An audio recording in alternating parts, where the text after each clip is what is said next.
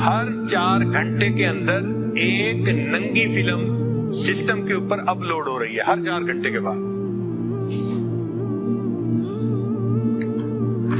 जो इंटरनेट देखने वाले हैं उनमें से 35% जो नंगी फिल्में देखते हैं वो औरतें होती हैं।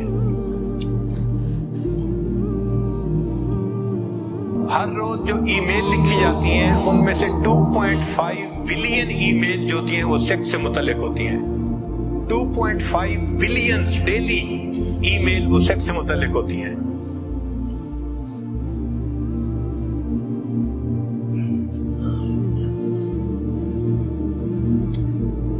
बाहर मुल्कों में 56% जो डाइवोर्स हो रही है उसकी बुनियादी वजह बीवी या मियां उनमें से कोई ना कोई नंगी फिल्में देखता है, इसलिए वो अपने साथी से मुतमईन नहीं होता और उनकी जिंदगी में प्रॉब्लम आते हैं। 3 स्टेजेस हैं, ये जरा समझने वाली बात है कि आमतौर पे हर नौजवान समझता है कि ये नंगी फिल्में बुरी चीज है, मगर इसका आदी बना दिया जाता है, एडिक्शन इसकी हो जाती है। लोग जैसे शराब का नशा होता है, नंगी फिल्मों का इसी तरह नशा हो जाता है। और उसके 3 स्टेप्स हैं। पहला स्टेप है डिसेंसिटाइजेशन। डिसेंसिटाइजेशन का मतलब ये कि जो बंदा नंगी फिल्में देखने लग जाता है तो वो फिर बुरे को बुरा नहीं समझता, यानी शुरू के चंद दिन तो मलामत होती है, फिर वो रूटीन बन जाती है। तो पहले स्टेप को कहते हैं डिसेंसिटाइजेशन।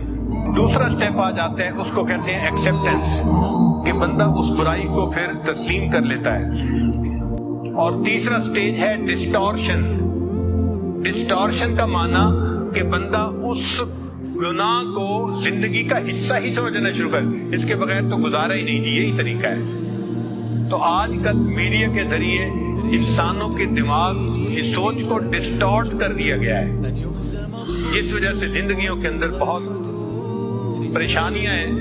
शरीयत ने शुरू से ही इन तमाम गंदी चीजों से बचने की जो है हमें तलकीन फरमाई। लिहाजा जो लोग अल्लाह ताला के रास्ते पे चलना चाहते हैं उनको चाहिए कि वो इंटरनेट को तो अपना दुश्मन समझें।